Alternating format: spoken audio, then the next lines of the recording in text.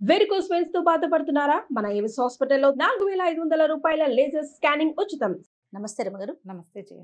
రమగారు, ఇప్పుడు చనిపోయిన వారు ఉంటారు కదా, వారికి నైవేద్యం ఇంట్లో పెట్టొచ్చండి? తద్దినాలు పెట్టని వాళ్ళు, ఆ, సంవత్సరం ఏటా ఏటా ఆబ్దికాలు పెట్టని వాళ్ళు పెద్దలకి పెట్టుకోవటం అనే ఒక విధానాన్ని అవునవును. అనుసరిస్తారు. దానికి వాళ్ళు చనిపోయిన డేట్లు ఉండవు, తిథులు అవి పెట్టుకోరు కదా, ఆ ఆ, అలవాటు ఉండదు ఆ. ఈ ధోరణిలో ఉన్న వాళ్ళకి.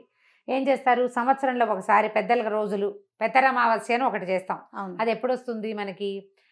అమ్మవారి శరన్నవరాత్రులకి ముందు రోజు, ఆ, భాద్రపద మాసంలో మహాలయ పక్షాలు పెద్దల పక్షం వస్తుంది, పితృపక్షాలు అంటాం. అప్పుడు మన వినాయక చవితి వస్తుందా, ఆ 15 రోజులు గడిచాక భాద్రపద పౌర్ణమి తర్వాత రోజు నుంచి మొదలుపెట్టి అమావాస్య దాకా పెద్దవాళ్ల రోజులు అవి.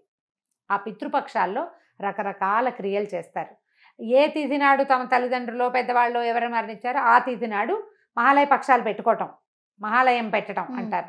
అప్పుడు పెడతారు. పెడితే ఈ చిట్ట చివరి పెతర అమావాస్య ఉంది కదా, అదే పెద్దల అమావాస్య, మహాలయ అమావాస్య నాడు అన్ని జాతుల వాళ్ళు కూడా తమ పెద్దలకి ఆ రోజు భోజనం పెట్టుకోవచ్చు వారి పేరుతోటి. నైవేద్యం అంటే నివేదన అనేది భగవంతుడికి చేసేది.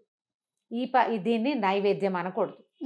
పెద్దలకు పెట్టుకోవటం, నువ్వులు నీళ్ళు వదులుతారు, వాళ్ళ కోసం ఆహార సమర్పణ చేస్తారు. పెద్దలు మన కోసం పైన చూస్తారని.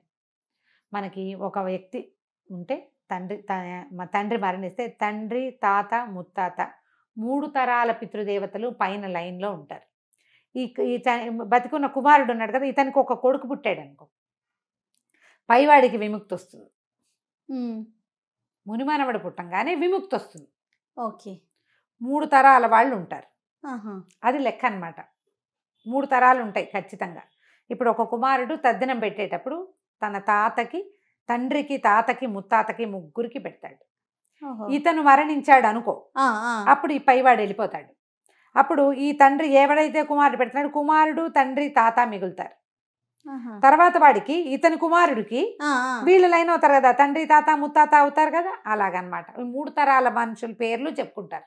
ఓకే. ఒకవేళ మగపిల్లలు లేరు అనుకుందాం, అప్పుడు ఏంటండి? అప్పటి సంగతి చూద్దాం. ముందు ఇప్పుడు దీని సంగతి చెప్పేసి, ఇప్పుడు పెద్దలకు పెట్టుకోవటం ఉంటుంది. ఈ పెద్దల అమావాస్య కాకపోతే కనుక సంక్రాంతి పండగ రోజున పెట్టుకుంటాం. సంక్రాంతి పండగ కూడా పెద్దల రోజు, వాళ్ళ పండగ నాడు దాన్ని సంక్రమణంలో పెట్టుకోవచ్చు.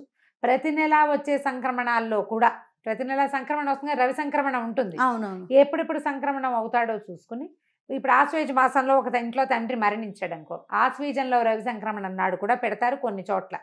ఇప్పుడు అవన్నీ పాటించటల్లా ఈజీ ఏంటంటే, అయితే పెద్దల అమావాస్య నాడు పెడతారు, లేకపోతే పండగ నాడు, పెద్ద పండగ నాడు పెట్టేసుకుంటారు. ఈ 2 పండగల నాడు కూడా వాళ్ళ దేశాచారాలు, గ్రామాల్లో ఉండే పద్ధతిని బట్టి 2 ఆకులో 3 ఆకులో వేసి చక్కగా 4 పదార్థాలు, 4 రకాల వాళ్ళకి ఇష్టమైనవి, ఆ కులంలో ఎక్కువగా ఆ జాతుల్లో తినేది, కులం అని అంటలేదు, కులాలంటే క్యాస్ట్ అని నా ఉద్దేశం కాదు, ఆ గ్రూప్లో ఆ వంశంలో ఎలాంటి ఆహార పదార్థాలు ఇస్తారో ఇళ్ళని బట్టే. నేను చెప్పింది నువ్వు చెప్పింది చేయకూడదు, మన ఇంటి ఆచారం కాదు. మా పద్ధతి ఏదో అది. మీ కూతురు అత్తారు ఇళ్లలోవి అవి కూడా కాదు, ఆడపిల్లల అత్తారిళ్లలోవి వాళ్ళు అది పెట్టారు కాబట్టి మేము పెడతాం అనుకోవద్దు. మీ ఇంట్లో ఏం చేస్తారో జీన్స్ కదా మనం ఫాలో అయ్యేది, వాళ్ళు అవి తినే అలవాటు ఉన్న జీన్స్ అవన్నీ ఇంకా అలాగే చేయాలి. వాళ్ళ ఇంట్లో పద్ధతే పాటించాలని ఎందుకు చెప్తామంటే, ఆ జీన్ మ్యాప్కి ఈ ప్రాక్టీస్ ఉంటుంది. అందుకని అక్కడ ఏం చేస్తారో అవి పెట్టి పెద్దవాళ్ళకి చూపించి బట్టలు పెట్టుకుని, ఆ బట్టలు ఎవరికైనా ఇచ్చి, ఆ భోజనం ఎవరికైనా 2-3కి భోజనం పెట్టి, చాకలికో మంగలికో ఆ ఇంటిని ఆశ్రయించుకుని ఉన్న వాళ్ళు ఎవరైనానో, లేకపోతే మన వాళ్ళకే ఎవరికైనా పెట్టచ్చంటే వాళ్లకు పద్ధతి ఆ ఊళ్ళని బట్టి ఇవి పెట్టుకోవాలి. ఇట్లా నైవేద్యాలు నువ్వు చెప్పిన మాట పెద్దలకి ఇంట్లో సలక్షణంగా పెట్టుకోవచ్చు. ఓకే. అది కూతురు ఇంట్లోనా, కొడుకు ఇంట్లోనా, ఇలాంటివి ఏమైనా ఉంటాయా రమ్మగారు? ఉంటాయి, వాటికి కూడా లెక్క. ఇప్పుడు కుమారులు ఉన్నారనుకో, కుమారులే పెడతారు. అబ్బాయిలు ఉంటే ఆడపిల్లల్ని పెద్దలకు పెట్టుకుంటున్నాం రమ్మని ఆడపిల్లల్ని పిలుచుకోవచ్చు. ఇప్పుడు ఆయనకి కుమార్తెలే లేరనుకో, అదే కుమారులే లేరు, కొడుకులు లేనప్పుడు ఒకవేళ గనక కూతురు తండ్రికి పెట్టుకోవాలి అని అనుకుంటే గనక భర్త అత్తగారి అనుమతితోటి పెట్టచ్చు. కానీ కొడుకులు ఉన్న చోట కూతుళ్ళు పెట్టకూడదు. ఇక్కడ ఒక లైన్ ఉంది వీటికి. కొడుకు దౌహిత్రుడు అంటే కొడుకు కానీ, కూతురు తాలూకు కొడుకు కానీ దీనికి అర్హత కలిగి మనవడు. కూతురు కొడుకు కూడా పెట్టచ్చు. ఇప్పుడు ఆడపిల్లలే ఉన్నారు, 3 ఆడపిల్లలే, 4 ఆడపిల్లలే, ఇప్పుడు మీరైనా ముగ్గురు అమ్మాయిలు ఉన్నారు, మన పెద్దవాళ్ళకి ఎవరికైనా పెట్టుకోవాలి, పెద్దమ్మలకి మా పెద్దాతలకి కూడా పెడతాం. ఈ పెద్దల రోజున పెట్టుకోవచ్చు, కానీ దానికి మన ఇంట్లో వాళ్ళు కూడా ఒప్పుకోవాలి. ఇప్పుడు ఆడపిల్లలే ఉన్న చోట ఆస్తులు తెచ్చుకుంటాం కదా, తండ్రి సంపాదించిందో తల్లి సంపాదించిందో, మరి ఏడాదికి ఒక్కసారైనా నాన్నకు అన్నం పెట్టాలని ఆడపిల్లలు అనుకోవటం తప్పులేదు కదా. కొడుకులు ఉన్న చోట నువ్వు పెట్టకూడదు, ఆయన కర్మలు చేసిన వాడు ఉన్నప్పుడు అతనే చేయాలి. కావాలంటే అతనికి సహాయం చేయొచ్చు, సహాయం చేయొచ్చు, కానీ వీళ్ళింట్లో పెట్టుకోవటం మాత్రం అది విధానం కాదు, మనం చెయ్యం అట్లా. ఇప్పుడు మా అన్నయ్య మంచివాడు కాదు, సరైన వాడు కాదు, వాడు చేయట్లేదు కాబట్టి నేను చేస్తాను అని తిరిగే వాళ్ళు కొంతమంది ఉంటారు, తిరుక్కొని ఆలోచించుకునేవాళ్ళు. మీ భర్త అత్తగారు ఒప్పుకుంటే చేసుకోవచ్చు, మళ్ళీ వీళ్ళని ఎదిరించి కాదు, అంతేనండి, వీళ్ళని ఎదిరించి కాదు. పోనీ ఇంకొకటి, వాళ్ళతోటి సాగలేము, వీడు చెయ్యడు, నాన్నకి చేసుకోవాలంది అని మీకు ఆస్థ లోపల మనకున్న మనసు, మన నాన్న మీద ప్రీతి, వీటి మీద నమ్మకము ఉన్నాయనుకో, దేవాలయంలో ఇవ్వచ్చు. మనం ఇంట్లోనే భోజనం సాంగంగానే పెట్టక్కర్లా, దేవాలయంలో చక్కగా మనం ఇస్తాం కదా, మోయిన్ ఇస్తాం వీళ్ళకి, స్వయం పాకం ఇస్తాం కదా, అప్పుడు బియ్యము, పప్పు, చింతపండు, ఎండుమిరపకాయలు, ఒక 2 రకాల కూరలు, ఒక గుమ్మడి పండు, వాటిని బ్రాహ్మడికి తండ్రి పేరుతో కూడా ఇచ్చుకోవచ్చు. స్వయం పాకం ఇవ్వటం అంటారు.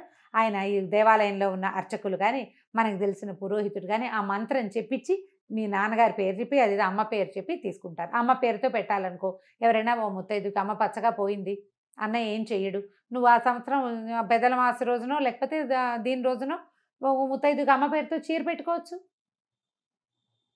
సాంగంగా మన ఊళ్ళో ఏ పద్ధతి చేస్తారో అదే చేయక్కర్లా, మనస్ఫూర్తిగా ఏం చేసినా సరిపోతుంది. మనం బ్రాహ్మడితో కూర్చున్నామంటే మంత్రం చెప్పించి చేయిస్తారు చక్కగా. అవునవును, ఇది ఈజీ కదా, ఇంట్లో వాళ్ళతో తగాదా ఉండదు, మా ఇళ్లలో అలవాట్లేదని వాళ్ళు పోట్లాట ఉండదు, ఊళ్ళోకి వెళ్ళి చేసుకుంటావు. అవును.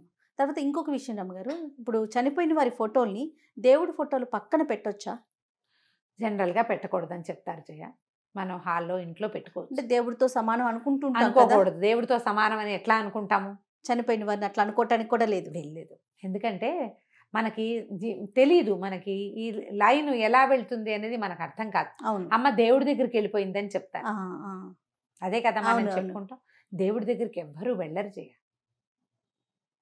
వాళ్ళు దేవుళ్ళతో సమానం కారు. నీకు అమ్మ దేవుడైతే ఒక ఫోటో పెట్టుకుని ఒక దండేసి ఓ బొట్టు పెట్టి ఓ నాన్న ఫోటోకి దండేసుకుని పెట్టుకోవచ్చు, కానీ దేవతా ప్రతిమలతో పాటు మాత్రం చనిపోయిన వారి ఫోటోలు పెట్టకూడదు. ఆడపిల్లల ఇళ్లల్లో కూడా పెట్టుకోరు, వాళ్ళ అత్తవారు వాళ్ళందరికీ ఒక కించగా ఉంటుంది. కుమారుల ఇళ్లలో నాన్న ఫోటో మన ఇంట్లోనే ఓ పక్కన మనం పెట్టుకోవచ్చు, అమ్మాయిలకి ఆసక్తి ఉంటే కనుక. కాకపోతే దాని మీద పెద్ద హడావిడి చేసి అలా చేయొద్దు, దానివల్ల తగాదాలు ఇబ్బందులు ఎక్కువ అవుతాయి. సాధారణంగా దేవతా ప్రతిమలతో పాటు చనిపోయిన వారి ఫోటోలు ఏవి పెట్టకూడదు. ఇదివరకు ఈ పటాలు ఫోటోలు ఉండేవి కాదు కదా జయ, ఒక 50 ఏళ్ళ నాడు ఇన్ని ఫోటోలు ఉన్నాయి. పెళ్ళిళ్ళకి 25 ఫోటోలు 20 ఫోటోలు తీసేవాళ్ళు, అన్ని బ్లాక్ అండ్ వైట్, తెల్లగా అన్ని మొహాలు కదా. ఇప్పుడు కదా మనకి అవధూతల ఫోటో చిత్రపటాలైనా దొరుకుతున్నాయి. అవునవును.